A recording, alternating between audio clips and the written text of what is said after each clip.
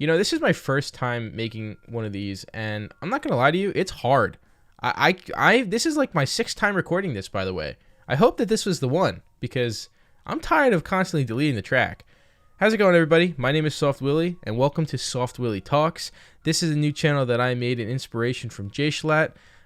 Basically, you guys can comment down below something that you're, going through a hard time with, or maybe somebody else, or you're just asking for criticism or suggestions, and I can discuss it in this video. I won't be able to get to everybody. I'm going to try and generalize the problems or challenges that some of you guys may face, and we can try and discuss them during the video. If you do need more help, please don't be afraid to reach out to a professional or call a hotline. I could promise you, you're not a weirdo doing that. I could promise you, you're not an outcast. There's nothing wrong with you. There's nothing wrong with venting. And please talk. Please just verbalize and be communicative of whatever you're feeling. It's very important too. And if somebody doesn't take that serious, then you need to find somebody else. I could promise you someone out there will care. Don't think that because one person might not, others will not as well. During this video, we're going to discuss multiple people because I feel like there's multiple stories that we can easily talk about. Alright, so we're going to start out with this first person that DM'd me on Twitter, and he said, "How to get out of a content loop and being stuck with one type of content that is tough and mentally straining to make." So here's the really underwhelming answer. Don't make content that you don't enjoy. And I'm going to get back to that in a minute. But the first thing, with this type of question, you really need to rethink or, reanalyze what content you're making and why is it so straining to make. If something's difficult for you to make, content is supposed to be fun to make. And if it's like a chore at that point, then you should really try and change it up because you're not going to enjoy it. You're going to end up regretting it in the long run. Now, coming back to making content for yourself, most people fall into this trap, which is why they end up falling into the content loop. Because what you end up doing is you post a video that does pretty well, and you want to get that adrenaline rush again. So you post something similar to that. And then after a while, you'll probably get bored of it, right? And then you go for something else and realize it doesn't do as well as the other one and you're not happy with the results. You're seeing maybe you break even, maybe it does worse. It doesn't do better, right? You make something else, and as a result, you get upset, and what do? You fall back and you go to the old content that you were kind of unhappy making, but it did well anyway.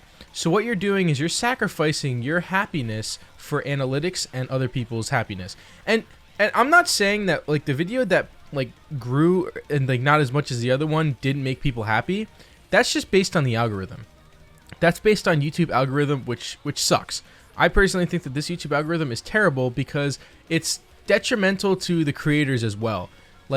You put all this hard work and time into a video, and just because it doesn't fit well with what your channel is, or the thumbnail is a little different, and all these factors that play into how the video gets promoted, it takes a toll. It really does. So make content for yourself. Take into consideration what other people think, but you really need to think about yourself and what makes you happy. Because at the end of the day, you're the only person that really matters in your own head, right? Think about it. You're the only person that really needs to be happy. What's the purpose in going to make other people happy about making your content? You're the one who's making it, right? So you can make people happy while making your content, but why go to the extent of making yourself unhappy doing it? Why sacrifice that part? I don't understand. I fell into that, and I still don't understand why I ended up doing it. I guess it's because I chased the numbers. I guess it is. You get that gratification and that satisfaction, and you want it more. You want it, you want it, you want more. You can't get enough.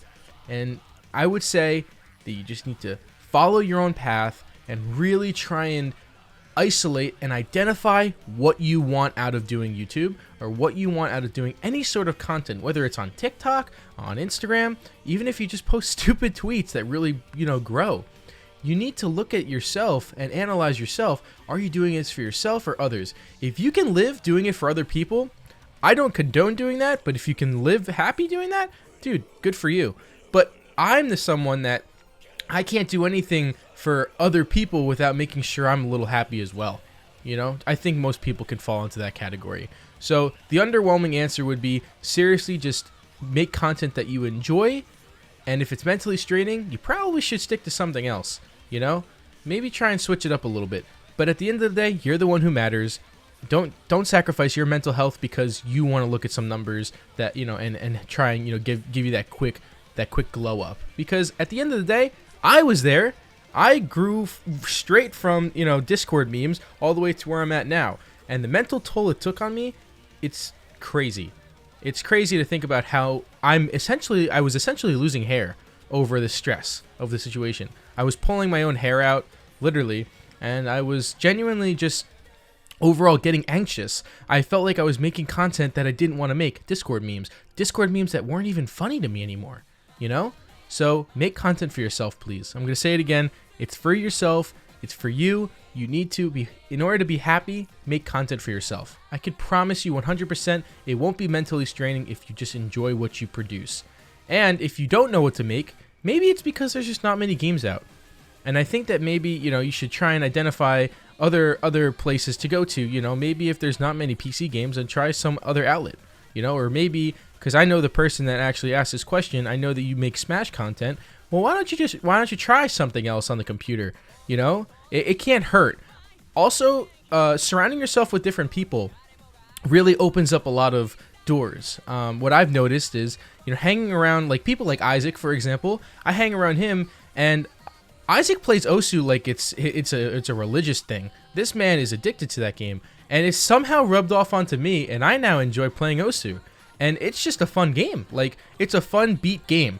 And, we ended up both getting VRs together, and we both ended up just playing, Beat Saber and all these other games. And these are games that I never really thought that I would like. And, if you hang around different people and try and, mix it up a little bit, dude, have a field day. So like I said, try and surround yourself with other people. Try and make content that's for you.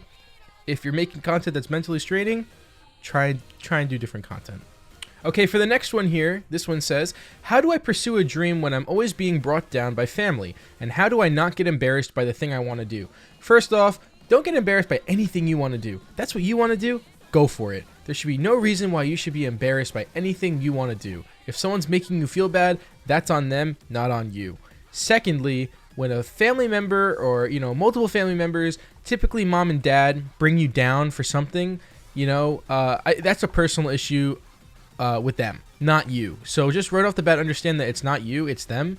It can either be a control issue that they have, an entitlement issue that they have. It could be some sort of narcissism that they might have and possess. It really could be a lot of things, but just understand that it's a personal issue with them and that you shouldn't endure that. On top of that, pursuing a dream, listen, YouTube is my dream. It's been my dream since 2013 and even younger. I think the only reason why I say 2013 is because that's when I bought my laptop and my Elgato. I bought those personally at 13. I saved up money and I bought them, tried YouTube, got bullied. Boom. And this is right here, being brought down. I didn't get brought down by family. I got brought down by friends that were making fun of me back in middle school for trying out content. And that's just a sad nature of it. You just end up collapsing on what other people are saying around you. You need to surround yourself with people who want to help lift you up, not bring you down. And sadly, a lot of people in this world are going to bring you down. So you need to just kind of hear what they're saying, but don't listen to what they're saying. There's a big difference between that. Hearing, you hear what they're saying, you hear the words that they're saying. Listening is when you're really taking into consideration what they're saying. You're really actually listening to the sentences being formed, and you're listening to what they're saying. You're showing respect to what they're actually talking to you about. That's listening. Hearing, I would hear your family in that case. Hear anybody that is bringing you down. And then you could actually turn that into a motivational factor to prove them wrong. Best way to do it. Prove somebody wrong by using their negativity, by using what they're saying you can't do, and then proving it and pushing it in their face. I've been told countless times, oh yeah, you're not going to be able to do YouTube. Oh, I'm gonna be honest with you. Even like my grandparents were like, yeah, no, that's not going to work out. That's definitely not going to work out. Oh, what are the chances of that? 1 in a million chance. Oh, well, here I am now, and now they're asking why I'm not in college. I'm like, well, that's because I make, I make enough money that I can, live on my own and pursue without college. And so this is my dream that I've wanted, and I'm able to do this, and I'm happy, and I'm very happy doing it. And I wouldn't do it if I wasn't happy. So pursue what you want to do. You need to hear, not listen to what these people are saying, and don't be embarrassed doing what you want to do. Trust me, I wanted to be an astronaut, and I still want to be an astronaut. But you think it's weird when I tell people I want to be an astronaut? That's like, people give you the weirdest look when you say you want to be an astronaut. Why? Because that's such like a kid thing to say. I want to be an astronaut. Well, it's true. I do. I have a dying passion and love for space and science, and I would love to visit Mars, and I would love to do this and do that. And, you know, growing up, I would always look into it, and I fit every single criteria that any astronaut would be able to have. Hey man, I enjoy rides. I enjoy going to Six Flags, and I love King Ka. You know, there's no other thrill. The last ride I ever want to ride is into space, bro. Like, that's the thrill that I want. You know, I'm not embarrassed to say it at this point. I used to be, but now I'm not, because that's you. There's no point in living uncomfortable in your own body. All right? So we're going to wrap it up with this last one here. This person messaged me saying, "Hey dad, I have a question. I got seriously hurt in a past relationship, and it really screwed me up to where I'm somewhat afraid to love again. How do I get over this fear?" This is a really good question, and it's very common, you know, to ask a question like this. I think the main point here is that you need to learn to live again and not base your future on your past. You know, I like to use the same analogy. You know, your windshield is ginormous for a reason, while your mirror to look back is so tiny, right? It's because you're trying to look forward to the future and really look back at the past and use that as reference. When you're driving a car, you use your tiny mirrors, you know, to look behind you, and you use that as reference. But where you're going is forward. Where you're going is where that big windshield is. So when you think about something like this, afraid to love again, well, that's you basing it on past, and that's okay to do. That's just, you know, a mechanism that we like to use to, you know, defend ourselves. It's a defense mechanism. I understand it. Give it some time. Try not to force it. And, you know, when you really click with somebody, you'll click. I can promise you that. And you know this. Many other people know this. When you really just click with somebody, you make it. It just works. It just really just works, and it's a great feeling. I can promise you that. Yeah, so to conclude that question up, I would just say give it some time, and you know, when you're ready, you'll jump back in, but try and base the future on the future and try and keep your arms open, and that's how you learn. You learn through failure, and I would see failure as you're heartbreaking, honestly. You know, and whether it's your fault or not, it is seen as a failure, but you learn best through failing. Failing is a natural stepping stone. So people will hurt you 100%, and that just sounds so screwed up, but they will hurt you, and you need to just be able to manage and cope with it, and understand that, you know, because one asshole hurt you doesn't mean that you know, you're going to date 20 million other assholes. There are genuinely people that give a fuck, you know. I really just want to say thank you again for sticking this long if you have through it already. I'm going to be trying to post these at least 3 times a week. I really want to. I really enjoy doing this. I'm just super excited. I'm like, I couldn't stop thinking about this, and now that I have the time, I woke up extra early just to do this. So I'm really super stoked, and thank you guys a lot for watching. I look forward to the next one. I'm going to be reading through all of your guys' DMs, and I will definitely try my best to get back to all of you.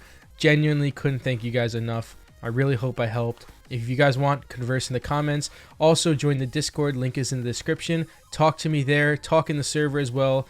I really do just look forward to, you know, where this channel could take us, because there's nothing I enjoy more than making somebody feel welcome and make them feel like they're not crazy for how they feel, you know, something that Jay Schlatt has done in his videos, and I'll probably constantly keep bringing him up because I do look up to that guy. He's a genuine guy, and you know, him and I have never really spoken before, but he definitely is a really good guy to look up to, and he is the one that really inspired me to do this. So definitely, again, go check him out. Anyway, thank you guys very much for watching, and I will be posting again soon. All right, I'm out. See ya.